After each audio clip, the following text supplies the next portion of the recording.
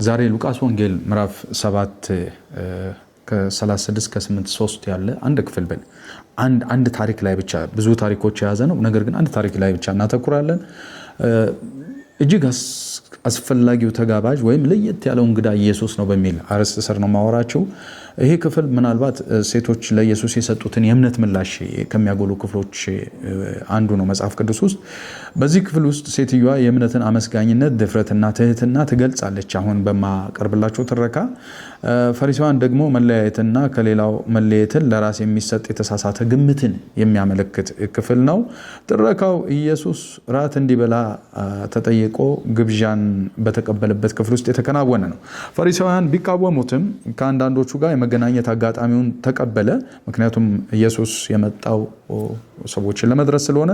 በጥንታዊ ዓለም የተለመደ እንደነበረው ሁሉ እንግዶች ጠረጴዛውን ከበው በተዘጋጀላቸው ትራሶች በመደገፍ ተቀምጠዋል። ኢየሱስ በሕዝብ የታወቀ ሰው ስለነበረም የዚህ ግብዣ በር ክፍት የሆነና ፍላጎት ያላቸው ሰዎች ወደ ክፍሉ እንዲገቡና በዳር ላይ ተቀምጠው ውይይቱ እንዲያደምጡ ይፈቀድላቸው ነበር። በዚያ ዘመን የነበረው በዚህ አይነት መልክ ስለነበረ በቁጥር 39 ላይ በፈሪሳዊው የተገለጸው ተግሳጽ ሴትዮዋ ወደ ግብዣው ስለመጣች ሳይሆን በስፍራው ማለትም በክፍሉ ዳር ከሚቀመጡ ጋር ባለመቀመጧ ነበር።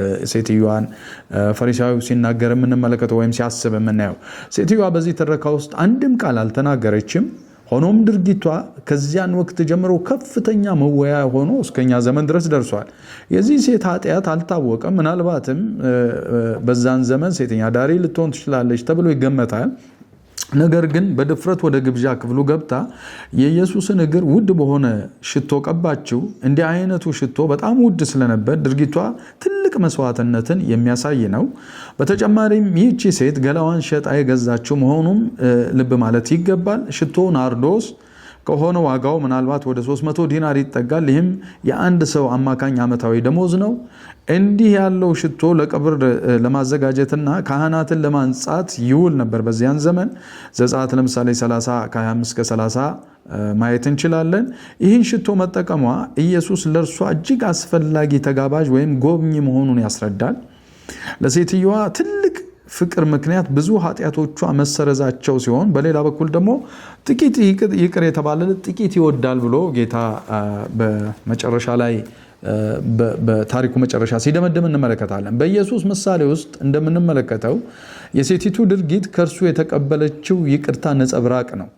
ኢየሱስ ራሱን እንደ ትንሽ ኃጢአተኛ አድርጎ ለሚመለከተው ፈሪሳዊ በተዘዋዋሪ የሰጠው ማስጠንቀቂያ እግዚአብሔር የሰጠህን የይቅርታ ጥልቀት ስላላወቅ ፍቅር ታናሽ ነው፣ በዚህ ምክንያት ለራስ ጥሩ ስሜት ለማግኘት ብለ በዚህ ሴት ላይ ትፈርዳለህ ያለው ነበር።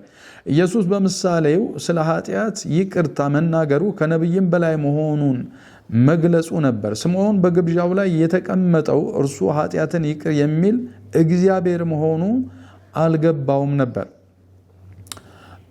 ወይም በቤቱ ያስተናገደው ተጋባዥ እሱ ራሱ እግዚአብሔር መሆኑ አልገባውም ነበር። ፍቅሩ ትንሽ መሆኑ መገለጡን እንዳይመለከት ጋርዶት ነበር።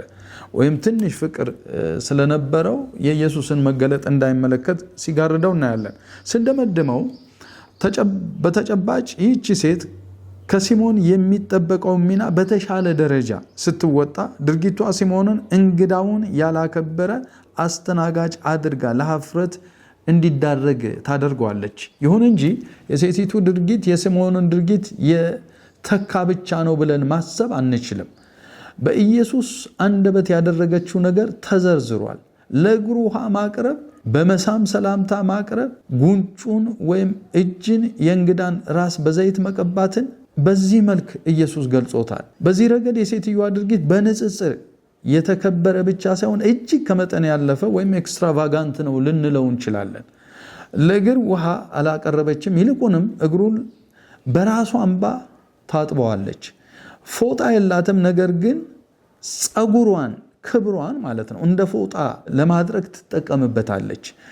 ጉንጭ ወይም እጁን ሳይሆን እግሮቹን በጣም እንግዲህ በዛን ዘመን በእግር ስለሚኬድ አቧራ አለ።